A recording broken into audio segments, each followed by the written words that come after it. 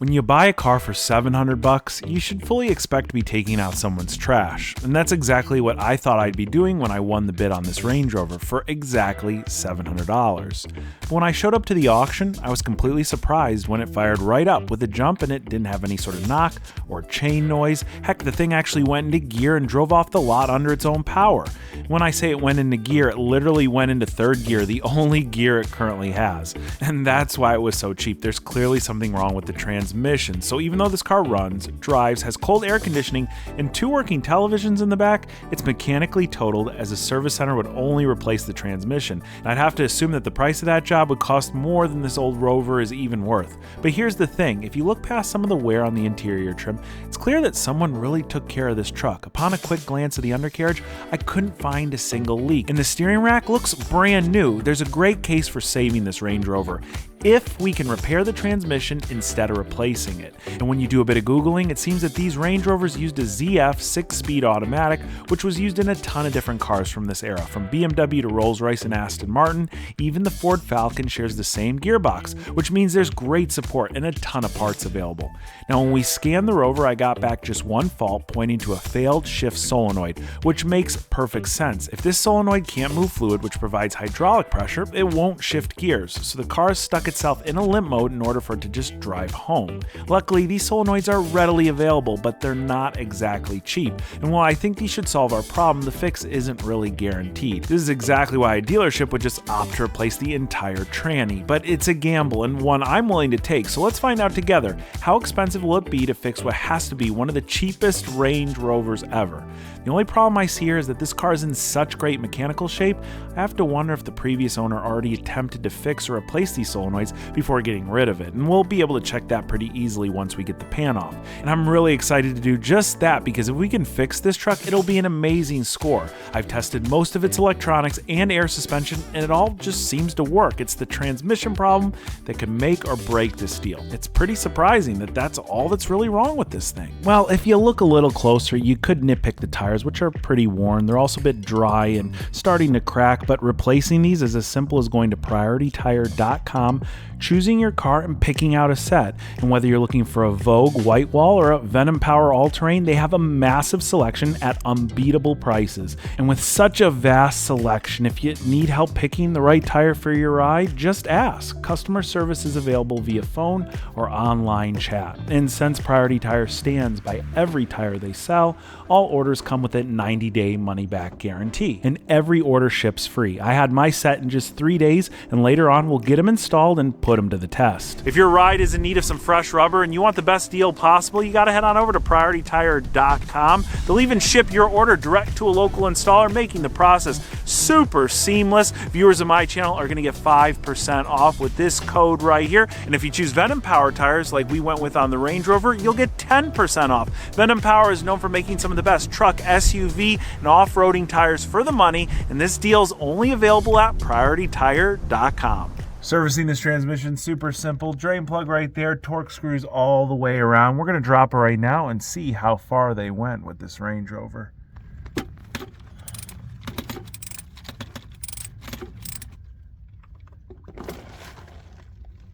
I gotta be honest, you could have been cleaner there, Mike. I could have a little.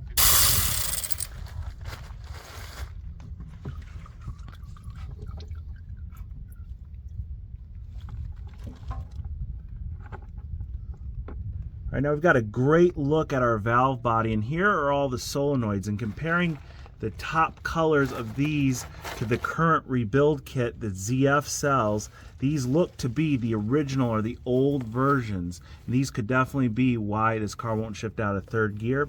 So right now we're looking at this diagram on the phone. It's telling us exactly what screws hold the valve body in the transmission. There's 10 of them.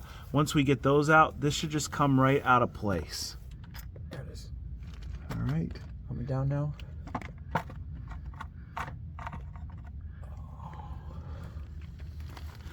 All right, just right down there is good. Right on the tarp.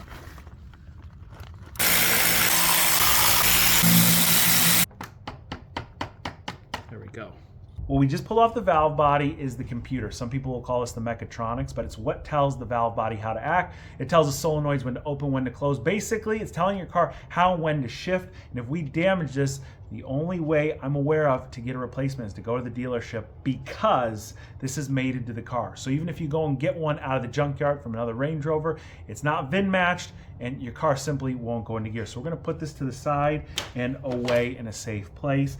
And now we are ready to swap out our solenoids, which are all right here on the side and can be taken out very simply with just a few screws. But before we actually do the solenoids, we're going to take things one step further and rebuild this entire valve body with a zip kit. Installing the solenoids here is very likely to bring back our missing gears, but adding a zip kit at the same time should restore the functionality and the quality of shifts to our transmission as a whole. The zip kit is basically a bunch of new and revised hardware to replace some of the internal components in the valve body, which are worn out at this point and no longer can maintain hydraulic pressure.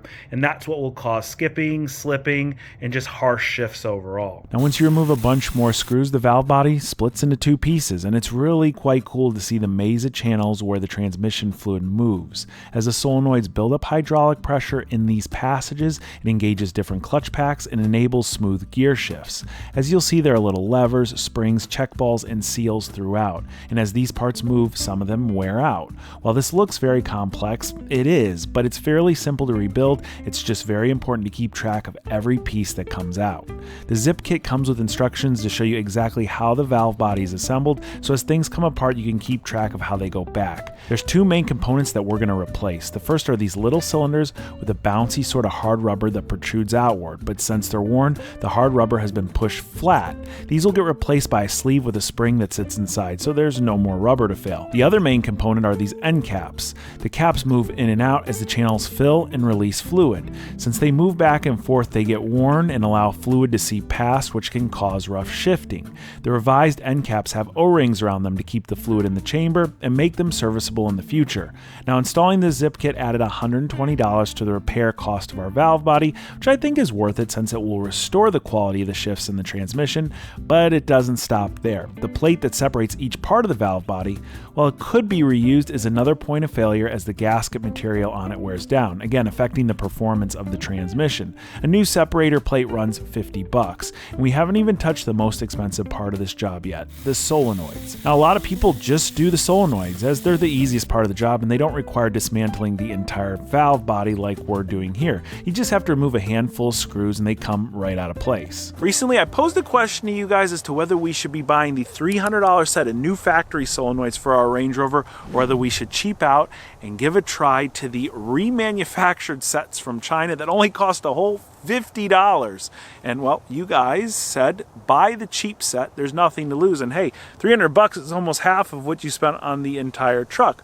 So that all made sense. I went on Amazon to buy these cheap solenoids, and there's something that stopped me on the product page that said this is a frequently returned item. So I went to review the comments and the reviews on these remanufactured solenoids, and while there wasn't very many, half of them said these made my transmission worse off, and the other half said these work just fine. Now, you already saw what we went through to remove the valve body. It's not difficult, but it is very messy. We still have to put it back up in the truck and then refill it with transmission fluid to even test things. If we had to do this process twice, it totally would not be worth the cost savings of about $250, at least in my opinion. Let me know what you think down in the comments. Needless to say, I bought the new set of $300 solenoids, which we're going to put back in right now. But I want you to think of one other thing when you see cheap parts like this from China that say they're remanufactured. I would bet that these remanufactured parts aren't remanufactured at all. They're just used solenoids out of core transmissions that are electronically tested, and as long as they pass that test, well, then they're fine. But again, since they're common failure points, when's the next one out of 7 going to fail? And then you're going to have to redo the job over and over and over again. By installing a new factory set one time, they should last as long as the old ones lasted, which were around 130,000 miles. Now, before we wrap everything up, there's a few last seals seals and tubes that we'll replace in the transmission, and then the valve body plugs right back in place. And it's important during this process to make sure the shift selector is in the correct position, otherwise the car won't go back into gear. Now with our pan all sealed back up, all we have to do is refill the transmission with fluid, and I can't recommend enough one of these cheap electric pumps that makes this job so much cleaner and easier. After the fluid has been filled, it's time to start the car and let it idle up to temperature. And after just a few minutes, that fluid we just put in the transmission is circulated, and we'll need to top it off to make sure it's at the right level. The manual tells you to do this process twice. I had to do it 3 times. Basically, you need to replace the amount of fluid you collected initially. The transmission took around 1.5 gallons of fluid. Luckily, the universal red stuff is compatible, so the fluid itself isn't very expensive compared to buying the OEM Land Rover product, which would cost 2 or 3 times the price. If you've been keeping track, you know we spent $300 on the new solenoids and an additional $200 for the zip kit, along with the separator plate, some hardware, and the transmission fluid. If you add that to the cost of the truck, we're still in this under $1,500. All we need at this point is for our Range Rover to shift.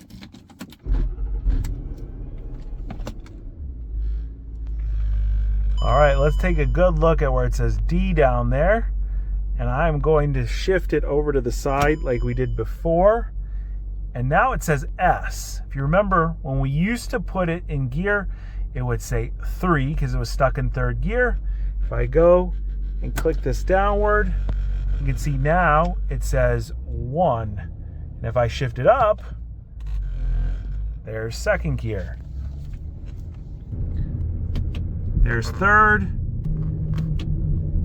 There's 4th. And unlike before where we just hold 3rd gear for an eternity, it actually accelerates and shifts like a normal automatic transmission.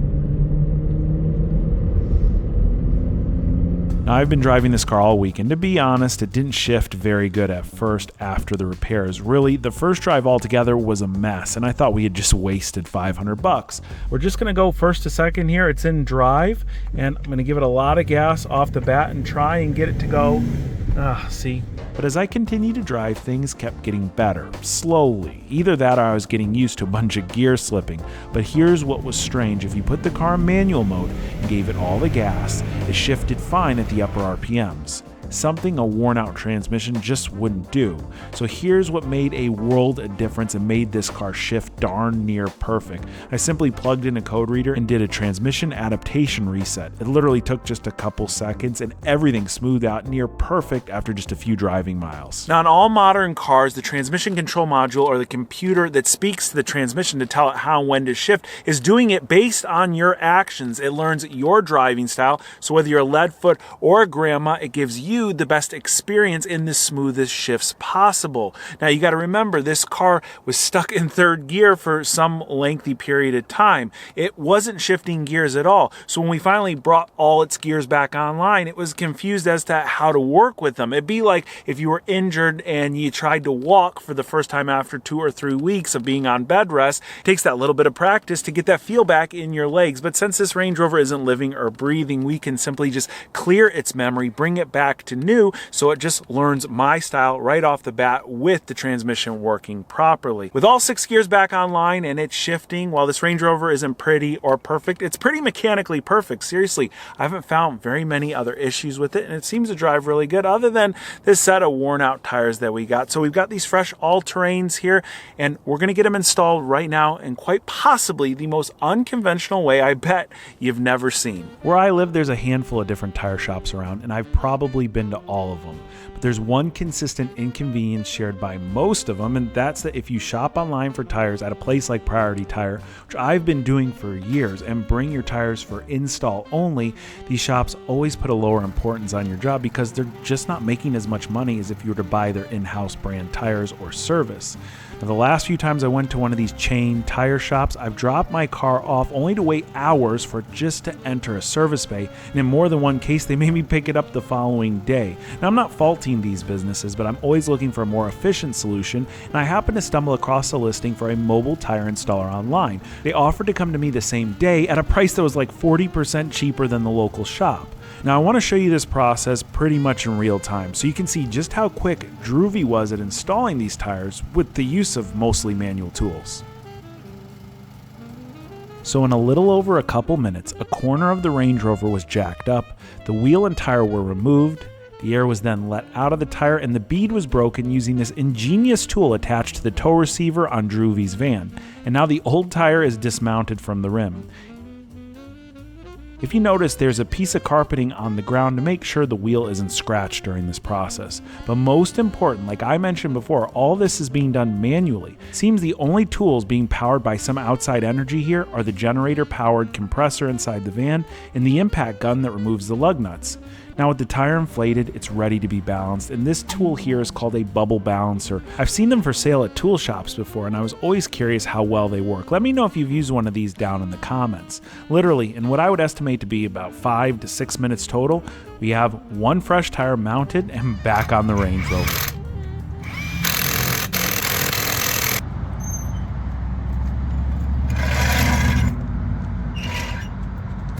So what do you guys just think of that mobile tire service? By far the quickest tire change I've ever experienced, and I think they didn't use any automatic tools whatsoever, just their hands, a lot of ingenuity, some pry bars.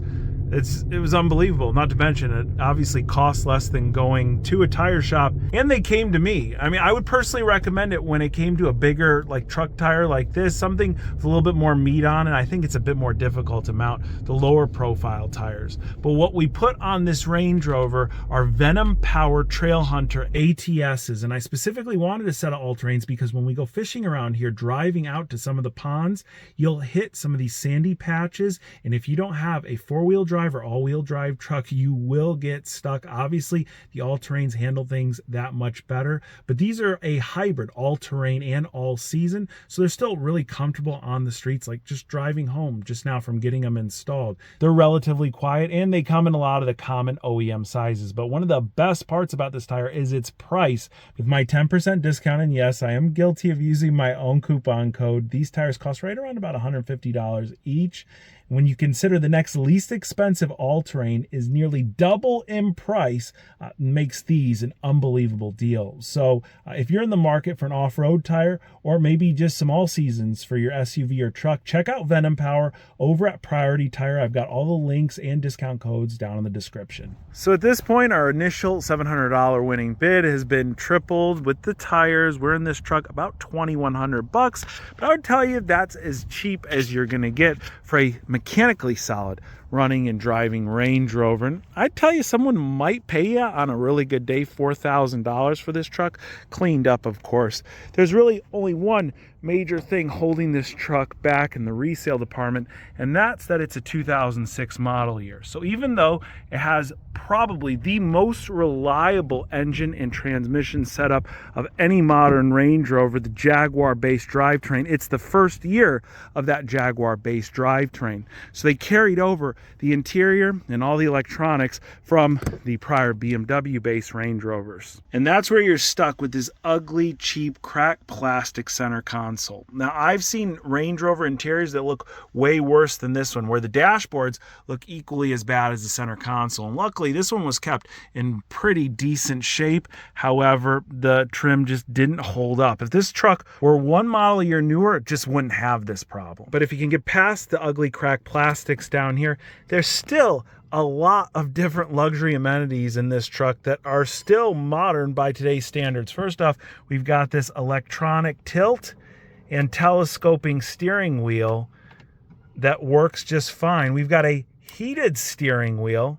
We've got heated seats down here, dual zone climate control. Of course, we have all the different differential and suspension settings. A lot of stuff you just simply wouldn't find on a truck that costs you around $2,000. Of course, it's all-wheel drive, but one of the coolest party tricks is when you hit this button right here and you turn on both rear televisions, which power up just fine. Now, when I saw this at first, where it said 6 DVD, I was wondering where in the heck you put those DVDs, because there's no changer in the dash. There's also nothing in the glove box. I was on the phone with my friend Rich, and he said, why don't you check in the trunk? Because look behind the trim panels. Notice all the electronics in the trunk still work. So I moved things around back here. I pulled this out of the way, and right there, we've got a 6-disc DVD changer. Even my 2014 Range Rover with the executive seating, which has a DVD player in it, it's just a single disc in the dashboard. Not to mention, this one already came loaded with 6 DVDs already in it. So if you're not convinced that this truck was a major steal, I don't know how to convince you otherwise. And the heck of it is, I even found the remote for the DVD player in the center console here. If you look online, those cost over $100. Oh. I know not everyone is thrilled with the idea of buying a well-used Range Rover, but if you're a bargain hunter like me, set your sights on the 07 through 09 model years. They're some of the best all-around luxury trucks for the money that you could still buy today. And if you don't mind cracked up plastics and interior trim pieces falling off, an 06 can be decent as well. Now, if you're not already subscribed to the channel, make sure you hit that button below, because I've been gambling again at the auctions, and this time I got another luxury SUV that cost nearly 1,000 times the price of this one. And it was still a great deal, as long as I can figure why the suspension is sitting like this. Guys, I appreciate each and every one of you for watching today. I'll catch you very soon.